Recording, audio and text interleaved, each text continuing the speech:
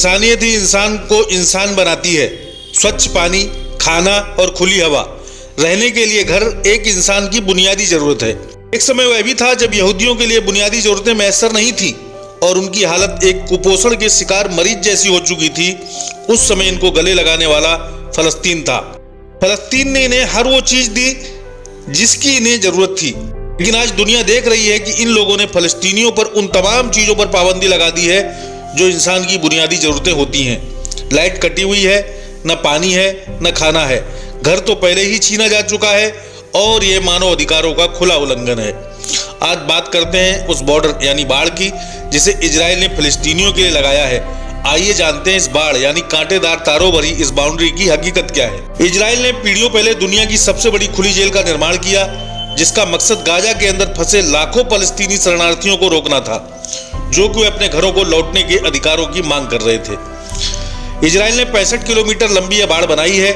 इसका विरोध जो कर रहे थे उसने उन्हें गोली मार दी और कहा कि हम अपने देश का बचाव कर रहे हैं। लेकिन आपकी जानकारी के लिए बता दूं कि बाड़ जो है वो सीमा नहीं है।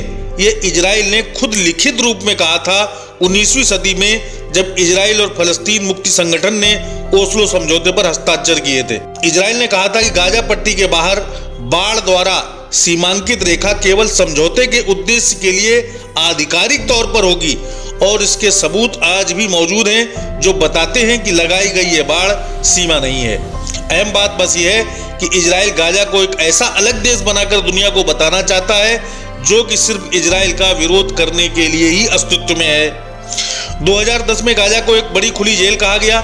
पिछले 23 सालों में लाखों फलस्तीनियों का कत्ल किया गया जिसमें एक बड़ी तादाद महिलाओं और बच्चों की है। 20 लाख से अधिक मुस्लिम आबादी वाले गाजा से गाजा छोड़ने को मजबूर किया गया।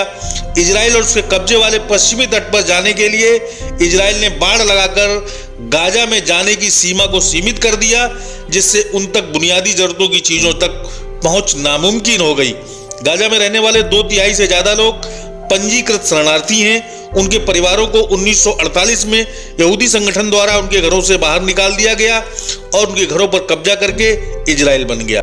वहां रहने वाले फलस्तीनियों की एक बड़ी आबादी को निष्कासित कर शरणार्थी बनाया गया जिसकी तादाद 7,75,000 से ज्यादा थी और इस तरह यहूदी बहुमत को मजबूत किया गया। इसलिए ये बाड़ फलस्तीनियों और उनके घरों के बीच खड़ी कर दी गई।